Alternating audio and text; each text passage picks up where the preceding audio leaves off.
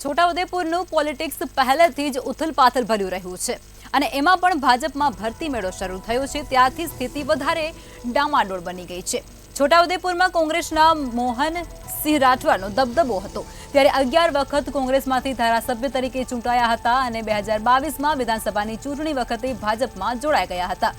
ત્યારબાદ ભાજપે મોહનસિંહ રાઠવાના પુત્ર રાજેન્દ્રસિંહ રાઠવાને ટિકિટ આપી અને તેને 2022માં છોટાઉદેપુરના ધારાસભ્ય બન્યા હતા અને આ રાજેન્દ્રસિંહ રાઠવા પહેલા પિતાની સાથે કોંગ્રેસમાં હતા અને હવે પિતાની સાથે ભાજપમાં છે, પરંતુ બીજી તરફ તેમના સસરા સુખરામ રાઠવા પણ અત્યારે કોંગ્રેસમાં હતા અને આજે પણ તેઓ કોંગ્રેસમાં છે।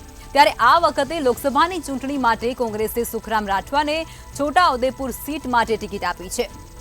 ત્યારે લોકોના મનમાં પ્રશ્ન થાય છે કે રાજેન્દ્રસિંહ પોતે ભાજપના ધારાસભ્ય છે અને સસરા સુખરામ રાઠવા કોંગ્રેસમાંથી લડશે, ત્યારે રાજેન્દ્રસિંહ પ્રચાર કોના માટે કરવો, સસરા માટે કરવો કે પછી પાર્ટી માટે કરવો, તે એક પ્રશ્ન તેમના માટે અહીં પ્રજા સમક્ષ ઊભો થઈ ચૂક્યો છે।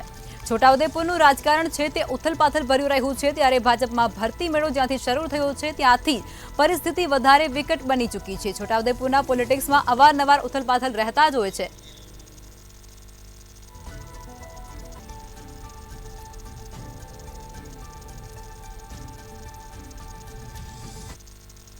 બે 2024ની લોકસભાની ચૂંટણી યોજાઈ રહી છે। અત્યારે ગુજરાતની એક સીટ એવી છે કે સસરા લડશે બીજા પક્ષમાં અને જમાઈ પ્રચાર કરશે બીજા પક્ષનો। હા, વાત છે છોટાઉદેપુરની। છોટાઉદેપુર લોકસભા ટ્રાઇબલ માટે અનામત છે અને કોંગ્રેસે ઉમેદવાર સુખરામ રાઠવાને ઊભો રાખ્યા છે અને એમનો જમાઈ રાજેન્દ્રસિંહ રાઠવા ભાજપના ઉદયપુર વિધાનસભાના ધારાસભ્ય છે।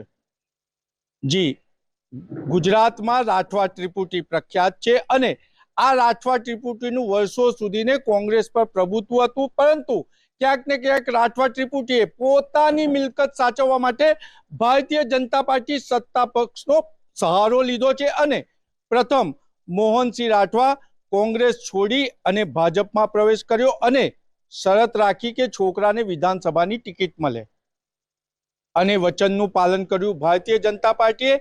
ત્યારે જસુભાઈ રાઠવા વિધાનસભાની સીટ માટે ભારતીય જનતા પાર્ટીના દાવેદાર હતા, પરંતુ મોહનસિંહ રાઠવાનો કોંગ્રેસમાંથી બીજેપીમાં પ્રવેશ થતા તેમના પુત્રને બીજેપીએ ટિકિટ આપી। ત્યારે સુખરામ રાઠવા જેતપુર સીટ પરથી લડતા હતા ત્યારે જમાઈનો વિજય થયો અને સસરાનો પરાજય થયો હતો।